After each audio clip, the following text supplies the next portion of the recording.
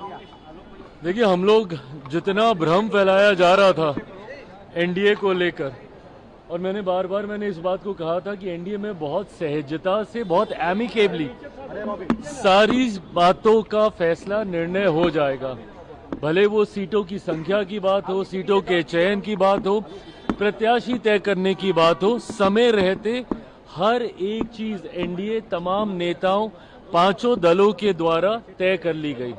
पर वहीं ताज्जुब इस बात का, और मुझे लगता है कि शायद ना के बराबर कोई और दूसरा ऐसा उदाहरण इससे पहले के किसी और चुनाव में होगा, जहां पे पहले चरण का नामांकन समाप्त हो जाता है और दूसरे गठबंधन के द्वारा सीटों के चयन तो बहुत दूर की बात है, संख्या तक की घोषणा नहीं हो पाती है।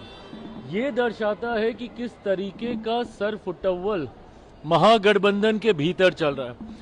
अगर ये लोग संख्या तक तय नहीं कर पाए तो सीटों का चयन और प्रत्याशी का उतरना तो बहुत दूर की बात है।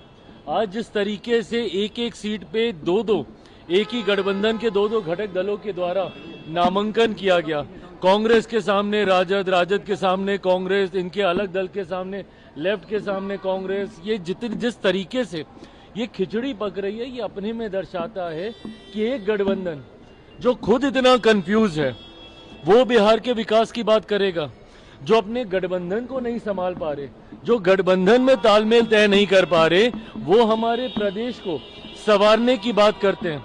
और वहीं दूसरी तरफ हम लोगों ने तो प्रचार भी शुरू कर दिया। हमारे गठबंधन के कई प्रत्याशियों का नामांकन, जितने पहले चरण के थे उन सब का नामांकन हो गया। दूसरे राज्यों से हमारे स्टार प्रचारक वो आके यहाँ पे चुनाव प्रचार उन्होंने शुरू कर दिया। मुख्यमंत्री नीतीश कुमार जी स्वयं, जिनको लेकर महागठबंधन क्या क्या अफवाहें नहीं फैला रहा था, उनके स्वास्थ्य को लेकर, उनके बारे में अलग अलग तरीके की भ्रमित बातें करना, सबसे पहले प्रचार किसी ने शुरू किया तो मुख्यमंत्री नीतीश कुमार जी ने शुरू किया। केंद्रीय गृह मंत्री आदरणीय अमित शाह जी स्वयं पिछले 3 दिनों से न सिर्फ चुनावी सभाएं कर रहे हैं, बल्कि प्रचार प्रसार की क्या रूपरेखा होगी उसको भी तय करने का कार्य कर रहे हैं। तो एक तरफ हम लोग का एनडीए गठबंधन जो इतनी एकजुटता के साथ मजबूती से चुनावी रण में उतर गया, वहीं एक कंफ्यूज गठबंधन है, महागठबंधन, जिनको अभी तक यही नहीं पता है कि कौन सी सीट से उनका कौन सा प्रत्याशी उतरेगा।